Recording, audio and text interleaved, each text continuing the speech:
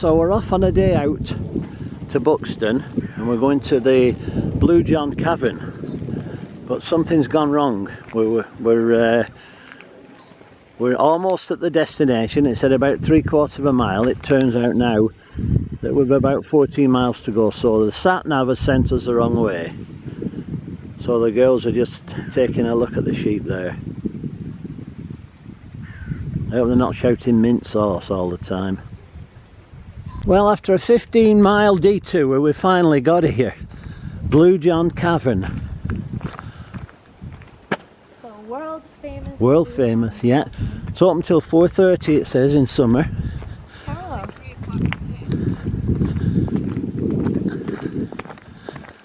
Got quite a walk to get there, haven't we?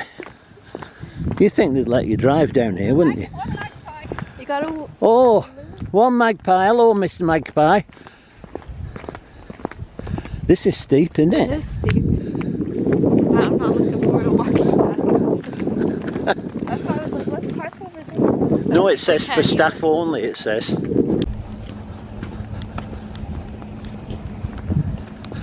Well, we're here.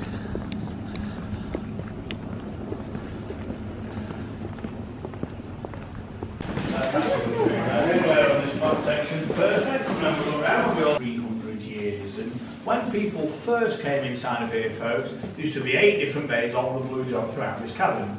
Of course, over 300 years, a lot of that has been mined out. Okay, so just the one vein left for us to see. That vein is around 100 metres below the surface. So that's the reason for all the steps I mentioned outside, everyone. Don't worry about it, it's not as bad as it sounds. Okay, it'll all be fine.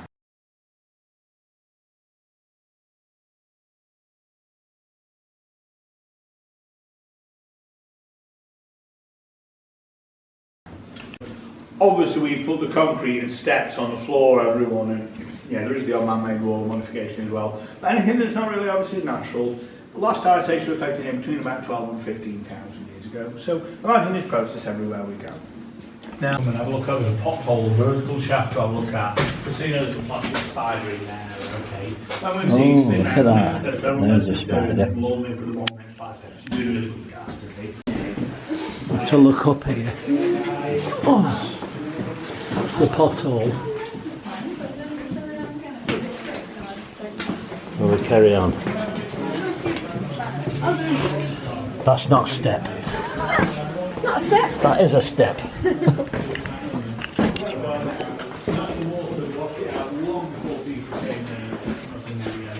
at how tall I am. 94 steps we'll see the vein. So a couple of little pieces before that. I think the bottom. This is a little tiny squeezy section, isn't it? Formed by water, this. Now we're coming up into a big cavern now, I think. Look at that.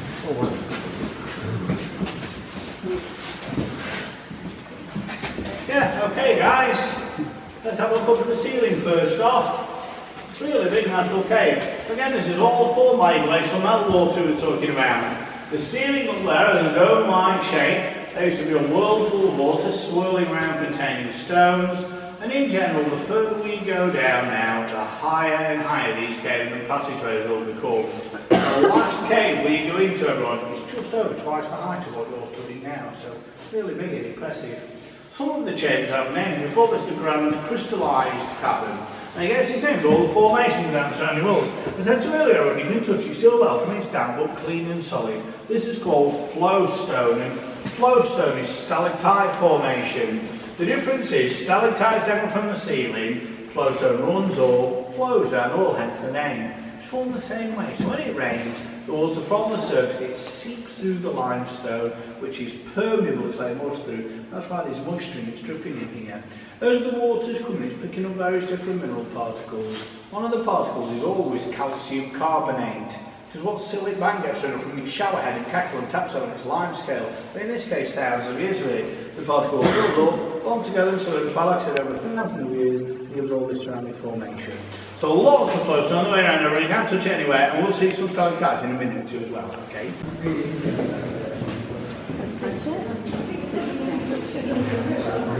That's great. It's not wet, is it really? It is a bit, isn't it? Yeah. Cracking on there. That's great. Let's give it a touch. Have a look up. Wow. He's getting higher as we go.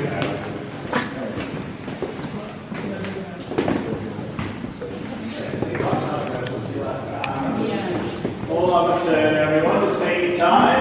Close the stomach tights. Dry hand corner.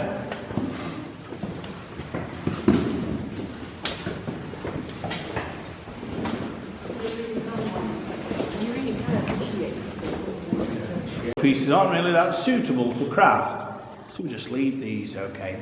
In a minute or two, everyone, we're going to see the Blue John display event, but there's more than this, only after these next 5 steps. And then we'll talk about the mining and valuation and what we're doing with it. I'll let you get close and get pictures and touch it if you wish to. Well, I just mentioned now is the mineral's name. Blue John is not named after a man called John, okay. I know that's the most obvious guess, everyone. So his very first name was called Derbyshire Fluorspar, and it was called that until about the mid-1700s, when the people buying it would be very, very wealthy people. Chatsworth House, the big stately home not far away, has got some brilliant examples from the time. If you were really wealthy at that time in England, it was fashionable to speak little bits of some other languages as well, mainly German, Spanish and French, and of course the general public then would get nowhere near that sort of education. So the very wealthy customers started to call it blue and Yellowstone, the most common colour banding. And they named it in French. Anyone know any French? Blue and yellow? Yeah, someone said it. Yeah, bleu et jaune, okay? Which goes, all the local people have heard. We didn't know any French 250 years ago. They simply mistranslated it to Blue John, okay? So.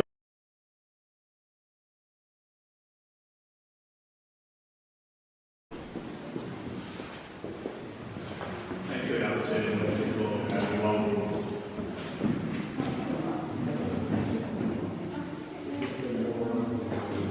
He's Lord Mulgrave's down here. Yeah, you looked at the map, haven't you? Yeah. Very strong. Well, yeah, very nice. Along the over here.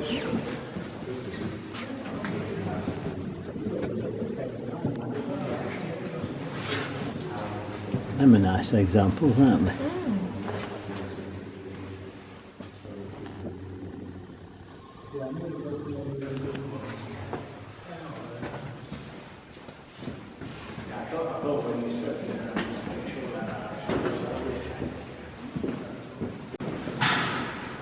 Here's the portal and access to everyone.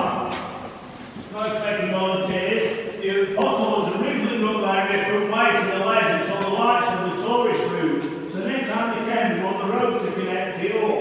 It's really used the road. It tends to be about the same way they came, so it is easier. When first installed, I've seen a couple of people come down the road, so I'm not expecting volunteers, everyone. Just have a look at it through that, okay? Okay, start to where the water goes. There's some flowing water.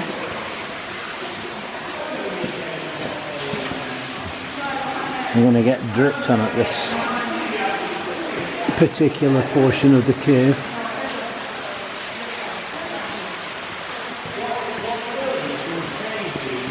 Oh yeah, it's raining now. Or it seems to be raining anyway. Wet for rock climbing most of the time, so she started doing on again and had a brilliant time. Yeah, she really enjoyed that transition. And to see it climb is absolutely amazing. I'm like watching her like you're absolutely crazy, but they always have a great time. Yeah, when it's done. There you go, folks. I thought it'd be really big model for the floor over the railings. Down there, is it not? That white thing there is 35 to 38,000 years old, I think he said, didn't he? He was at Montreal, and he went to Vancouver and Toronto while he was there, and he absolutely loved it. He had a brilliant time, yeah. That's nice. Yeah, he really enjoyed it. But what do you think? It was really good. Was it good? You enjoy it? Yeah. It's really interesting. A little bit out of breath. Yeah. It's a good workout, wasn't it? It was a good workout. Right, let's go to Buxton then.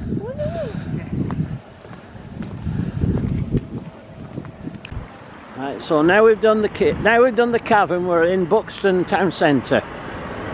And we're going to grab something. Is that domino thing then you did? Where? No, when you went. Woohoo. What a load of rubbish. And now we've just done a little detour to Niagara Falls. Actually, it's in Buxton. And there's the pavilion. So I think we'll probably go in and have a look round, shall we? Yeah.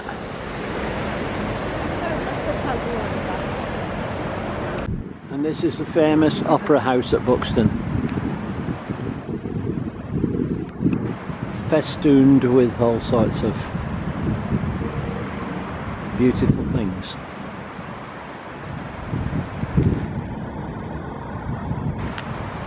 A lot of old cars here. Old MG look.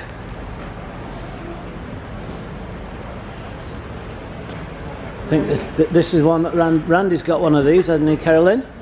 Not in quite as good condition though, is it? It's a 1967 Jaguar.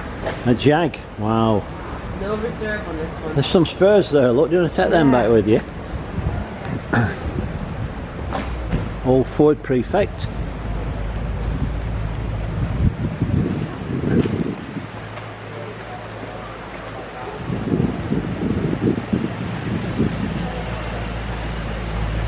Here's an old Cadillac. Left-hand drive. See if I can take a picture from it.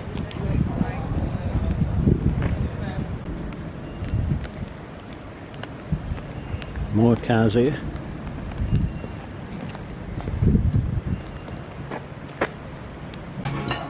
So we're finally rounding off the day now, our day out to Buxton and Blue John Mines, and Carolyn's having a steak and ale pie with mushy peas and chips.